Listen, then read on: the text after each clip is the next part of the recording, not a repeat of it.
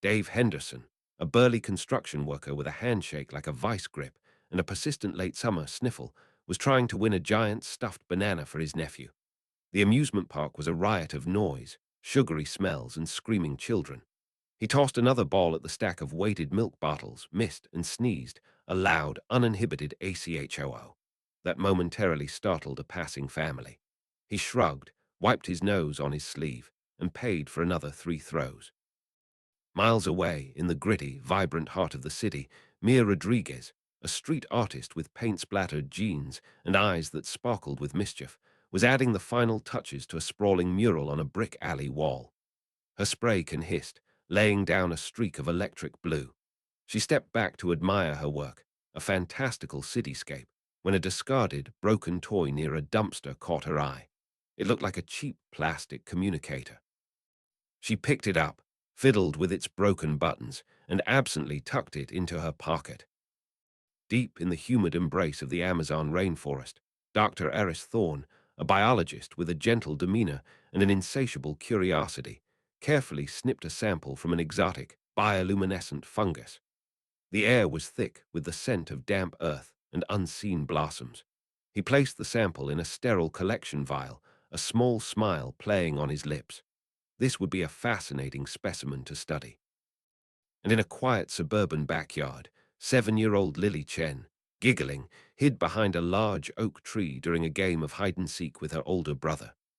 She peeked out, saw him looking the other way, and ducked back, her small hand instinctively touching a faint, almost invisible scar on her forearm, a memento from a bout of chickenpox 2 years prior. For each of them, the world changed in an instant, without warning. Dave felt a sudden, dizzying shimmer in the air around the milk bottle stall, a faint, high-pitched hum, and then the cheerful cacophony of the amusement park simply vanished. Mia, reaching for another spray can, felt the grimy alley wall dissolve into a strange, internal glow, the city sounds replaced by an utter, unnerving silence. Dr. Thorne, about to label his vial, experienced a moment of profound disorientation, the vibrant greens of the rainforest washing out to a blinding, featureless light. Lily, peeking from behind the oak tree, saw her familiar backyard ripple like water, and then everything went soft and quiet. They awoke, groggy and disoriented, not together, but in similar, terrifyingly alien surroundings. Each was in a transparent cubicle, roughly 3 meters square. The walls, floor, and ceiling were a seamless, glowing white, emitting a soft, even light that had no discernible source. It was utterly silent, save for the sound of their own breathing. Through the clear walls of their individual cells, they could see each other. Dave, looking bewildered and slightly angry. Mia, eyes wide with a mixture of fear and defiance. Dr. Thorne, his expression one of intense, worried observation. And Lily, sitting on the floor, looking small and scared. Then their captors appeared. They were tall, impossibly slender beings, moving with a slow, precise, almost ritualistic grace. They were encased head to toe in smooth, gleaming white environmental suits that seemed to be part of their bodies, hiding all features except for large, dark, almond-shaped eye lenses that offered no hint of expression. Their every movement, every subtle adjustment of a gloved hand, screamed of an obsession with cleanliness, sterility, and control. They didn't speak, merely glided into the observation area outside the cubicles, their dark lenses fixed on the newly acquired human specimens with what seemed like detached, scientific curiosity. The silence in the sterile white holding area was broken only by the occasional nervous cough or shifted footstep from the bewildered humans. Dr. Thorne, a biologist by training, found himself mentally cataloging the aliens' movements, their clear obsession with sterility. He mentally dubbed them the Zalosians, after noticing a faint, repeating geometric symbol etched onto the smooth white surface of a passing cart, a symbol that looked vaguely like a stylized Z within a circle. Soon, the study began. From almost invisible seams in the white walls of each cubicle, silent, floating automated probes emerged. They were sleek, multi-jointed metallic arms ending in a cluster of delicate, gleaming instruments. The humans flinched as the probes approached them, but there was no aggression in their movements, only a cold, impersonal precision. One probe gently plucked a few hairs from Dave's head. Another extended a soft, swab-like tip and carefully brushed it against Mia's cheek. A third hovered before Dr. Thorne, a tiny nozzle emitting a faint puff of air as it analyzed his breath. Lily, shrinking back against the wall of her cubicle, watched with wide, frightened eyes as a probe with a tiny, glowing lens meticulously scanned her from head to toe. It felt less like an abduction and more like being new exhibits in a bizarre, sterile zoo. Dave, still nursing the remnants of his amusement park cold, felt a familiar tickle in his nose. He tried to suppress it, but it was no use. AACHOO. The sneeze exploded from him, surprisingly loud in the unnerving quiet. Then another ACHOO. A fine mist, invisible to his naked eye, but undoubtedly a universe of microscopic particles, sprayed into the pristine air of his cubicle. The Zalosians observing him through the transparent wall recoiled in unison, a subtle but definite ripple of alarm passing through their usually placid forms. One of them, its dark eye lenses fixed on Dave, made a series of rapid, intricate hand gestures to another. Inside Dave's cell, a small, almost invisible panel near the air vent flashed with a tiny, insistent red light. A line of alien script appeared beneath it. If Dave could have read it, he would have seen. Unknown biological particle spike. Urgent analysis required. Mia, meanwhile, had been discreetly fiddling with the broken toy communicator she'd pocketed in the alley. To her astonishment, as she twisted a small dial, it flickered to life, emitting a faint hum. Garbled, clicking alien speech patterns began to filter through its tiny speaker. It was mostly static and nonsense, but occasionally a word or phrase would resolve itself into crude, almost comically literal English. As Dave sneezed again, Mia caught a fragment. Specimen Alpha. Uncontrolled projectile contaminant expulsions. Initiate Level 3 containment protocol. She looked at Dave, then at the Zalosians, a strange thought beginning to form. In Lily's cubicle, the probe with the glowing lens now hovered over the small, faded scar on her forearm, the lingering trace of her chickenpox. The probe remained there for an unusually long time, its internal mechanisms whirring almost inaudibly. Its lens pulsed with different colors of light as it scanned the barely visible mark. Mia, concentrating hard on her makeshift translator, picked up another string of Zalosian chatter, clearer this time, though still fragmented. Subject Delta. Integumentary anomaly, trace signature of latent cellular symbiote, designation varicella zoster, dormant, potential for hostile reactivation, unknown. Recommend prolonged observation. Lily just wanted to go home. She missed her brother and her fluffy white cat. She had no idea that the almost forgotten illness of her early childhood was causing a quiet ripple of consternation among her technologically superior and utterly unprepared alien captors. The Zalosians believed they had abducted primitive, if interesting, biological curiosities. They had no concept of the microscopic armies, the countless generations of co-evolved pathogens and benign hitchhikers that each human carried as part of their everyday existence.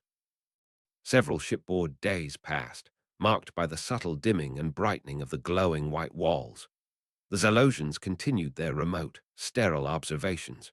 The humans, settling into a grim routine, mostly kept to themselves, communicating with wary glances and occasional mouthed words when they thought the aliens weren't watching too closely. Then one of the Zalosians, designated by a small, illuminated numeral 734 on its chest plate, began to act strangely. Observer Unit 734 had been meticulously cataloging the atmospheric contaminants from Dave's cubicle, its gloved hands moving with fluid precision over a glowing console. Suddenly it paused. A faint, rasping sound, like dry leaves skittering across pavement, became audible, even through the thick environmental suit. It was a wheeze. Unit 734 brought a hand up to its chest, its movements becoming slightly less precise, almost sluggish. Another Zalosian glided over, its dark eye lenses fixed on Unit 734. After a brief, silent exchange of gestures, the second Zalosian gently guided the wheezing Unit 734 away from the observation area and down a white corridor. Mia, who had been watching this interaction intently, held her breath. Her makeshift translator crackled with Zalosian calms, clearer now as she got better at tuning it. Unit 734, exhibiting acute respiratory distress syndrome. Etiology unknown. No known Zalosian analogues. A subtle but undeniable current of anxiety began to ripple through the remaining Zalosian observers. Their movements became a fraction less serene, their attention more divided between the human specimens and their own internal communications. Mia's translator picked up more worried fragments. Biofilter integrity confirmed across all sectors. No external breach detected. Contagion source. Internal. Impossible. And then, a chilling phrase. Cross-reference specimen alphas. Uncontrolled projectile contaminant expulsions. With Unit 734's symptom onset. The Zalosians were baffled. Their pre-abduction atmospheric scans of Earth had indicated no significant airborne pathogenic threats to Zalosian physiology. Their initial scans of the abducted humans themselves had only revealed what they termed primitive, dormant, or benign symbiotic microbial life, deemed harmless. They had no concept of asymptomatic carriers or the sheer biodiversity of the human microbiome, honed by millennia of exposure to a messy, pathogen-rich planet. Soon, other Zalosians began to show symptoms. First, it was those who had worked in the initial specimen processing labs, then those who had shared close quarters with Unit 734. A faint, unnatural bluish mottling began to appear on their pale gray skin, visible through the clear faceplates of their suits. They reported extreme system fatigue, ocular fluid imbalance, and thermal regulation failure to their medical units. Their perfectly sterile, technologically advanced ship, designed to protect them from the harshness of space and the exotic threats of other alien worlds, was proving utterly defenseless against the common human rhinovirus, a pathogen so mundane on Earth it was barely an inconvenience. The humans, still confined to their cubicles, couldn't help but notice the dwindling number of their observers and their increasingly agitated demeanor. Dave's cold had mostly run its course, leaving him with just a few lingering sniffles and a cough. Lily, oblivious, was happily using a condensed patch of her own breath on the transparent wall as a canvas drawing smiling stick figures with her fingertip. Dr. Aris Thorne, however, was observing everything with a growing, almost terrifying clarity. He watched the Zalosian symptoms, the respiratory distress, the skin discoloration, the fatigue. He listened to Mia's whispered, fragmented translations. His biologist's mind, trained in epidemiology and the history of disease, began to connect the dots. He thought of Earth's own tragic history. Virgin soil epidemics, where populations with no prior exposure to a new disease were decimated by illnesses that were mild inconveniences to others. A hypothesis so wild and yet so chillingly plausible began to form in his mind. Mia, he whispered across the gap between their cells when he was sure no Zalosians were near. Those projectile contaminant expulsions from Dave. What did they call them? Mia frowned in concentration.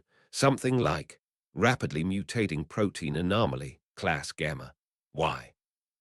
Dr. Thorne's face was pale. I think, he said slowly, his voice barely audible, that class gamma anomaly might be what we call a common cold. The situation aboard the Zalosian bioship, as Dr. Thorne now privately termed it, began to deteriorate with a speed that was horrifying to witness, even from behind the transparent walls of their cubicles. What had started with Observer Unit 734's faint wheeze rapidly escalated into a full-blown epidemic. The pristine white corridors, once echoing only with the soft glide of Zalosian footsteps, now resonated with the harsh, rasping coughs and labored breathing of the afflicted. Automated sanitation drones, like small, hovering white discs, whirred constantly, spraying every visible surface with iridescent chemical mists. But these measures were like trying to stop a flood with a teacup. The airborne viruses were already everywhere, multiplying in hosts that had no defense. Ship functions, once seamless and precise, became erratic. Lights flickered in distant corridors. The subtle hum of the ship's environmental systems sometimes faltered, replaced by an ominous silence before sputtering back to life. More and more Xylosians abandoned their posts, too weak or too ill to continue their duties. The human specimens were largely ignored now, the focus of Xylosian attention shifting entirely to their own rapidly escalating internal crisis. In a surge of growing desperation, the Xylosians subjected the human containment area to even more rigorous, almost frantic, decontamination procedures. Powerful UV radiation lamps bathed the cubicles in an intense violet glow for short, painful bursts, designed to sterilize surfaces without causing significant harm to the valuable specimens. New, acrid chemical agents were introduced into the air scrubbers, making the humans' eyes water and their throats feel dry and scratchy. These measures, while uncomfortable for the humans, did absolutely nothing to halt the progress of the microbes already running rampant among the alien crew. The horses, as it were, had already bolted from the barn. Through Mir's increasingly coherent translations of the frantic Xylosian calm's chatter, the humans began to understand the true depth of their captor's terror. The Xylosians referred to the spreading illness by various alarming names. The Great Withering, the Systemic Collapse Syndrome, or most chillingly and accurately, the Earth Pathogen Plague. Their advanced medical technology, capable of repairing catastrophic radiation damage or combating complex, genetically engineered xenopathogens from other highly evolved, sterile species they had encountered in their galactic explorations, was utterly helpless against the simple, rugged viruses carried by the humans. Their immune systems, having evolved over eons in an environment of absolute, controlled sterility, had no pre-programmed defense, no memory of how to fight such primitive attackers. They simply didn't recognize the common cold virus or the dormant varicella-zoster virus, chickenpox, that Lily carried as threats until it was far too late. Dr. Thorne, his earlier hypothesis now a grim certainty, gathered the other humans close to the shared transparent wall when no Xylosians were in sight. He spoke in hushed whispers, supplementing his words with urgent hand signals. "Listen to me," he said, his face grave. "I believe I know what's happening to them. It's us. More specifically, it's our germs, our everyday microbes." Dave frowned. "Our germs, but we're not sick. Well, I had a bit of a cold, but it's mostly gone." "Exactly," Dr. Thorne explained. "To us, a cold is a minor inconvenience. Our bodies have fought off countless variations of these viruses for generations. We have immunity, or at least a strong resistance. But the Xylosians, they come from a completely sterile environment. They have no natural defenses against these things. To their immune systems, our common, everyday pathogens are like super plagues." He looked at Lily, who was trying to get a Xylosian sanitation drone to play with her by tapping on her wall. "Lily, your chickenpox. Even though you had it years ago, the virus can remain dormant in your system, if it reactivated or even if particles of it were shed." Dave stared at his own hands, then at Mia and Lily. A strange mixture of awe, profound guilt, and a dark, unwelcome flicker of ironic satisfaction crossed his face. "So my sniffles," he said slowly, the enormity of it sinking in. "My sniffles and Lily's old spots, they did all this." Dr. Thorne nodded grimly. "Accidentally, yes. We're walking, talking biological weapons to them, and neither we nor they ever knew it until now." The weight of that accidental power settled heavily upon them, trapped as they were, watching an advanced alien civilization unwittingly succumb to the invisible inhabitants of their own bodies. The Xylosian bioship, once a beacon of pristine technology and silent efficiency, was now drifting. The constant, low hum of its advanced engines had sputtered into silence days ago. Warning lights blinked erratically in the now dimly lit corridors, casting long, eerie shadows. Most of the Xylosian crew were incapacitated, their slender forms lying still in their sleeping alcoves, or in some grim cases, slumped in the corridors where they had fallen. The few who still moved did so with painful slowness, their breathing a ragged, shallow whisper through their suit respirators, the disturbing blue mottling on their skin now stark and widespread. Automated systems, untended and uncalibrated, were failing one by one. The ship had dropped out of faster-than-light travel and was now tumbling slowly, aimlessly, through the vast, indifferent darkness of interstellar space. It was one such system failure that finally, unexpectedly, brought a change to the human situation. A stuttering power surge, a high-pitched whine, and then the soft, even glow illuminating their transparent cubicles flickered and died. The faint hum of the force fields that formed their walls ceased. With a series of soft hisses, the clear barriers retracted smoothly into the floor and ceiling. Dave, Mia, Dr. Thorne, and Lily found themselves standing free, blinking in the gloom of the observation chamber, the silence now deeper, more absolute. They looked at each other, a mixture of fear, disbelief, and a dawning, fragile hope in their eyes. They were free from their cells, but they were on a dying alien ship, lost in the middle of nowhere. "What do we do now?" Mia whispered, her voice barely audible. Dr. Thorne took a deep breath, the recycled air tasting stale and tinged with the faint, acrid scent of Zalosian disinfectant. "We need to find the bridge," he said. "If there's any way to send a distress signal, it'll be there." Cautiously, they ventured out. The ship was a chilling testament to the unseen power of their own biology.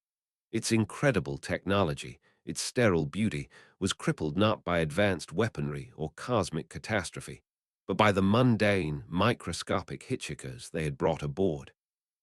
They eventually found the bridge. It was a vast, circular chamber, its walls covered in dark, dormant consoles and massive view screens now showing only the star-dusted black of empty space. A handful of Xylosians were still present, slumped weakly at their stations. Their movements were minimal, their dark eye lenses lacking any of the previous detached curiosity.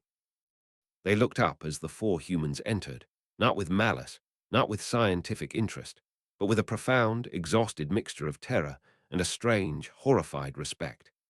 These small, soft-skinned bipedal beings, who carried such invisible, devastating weapons within their very breath and blood, were unintentionally the most dangerous, most catastrophically lethal species the Xylosian hegemony had ever encountered.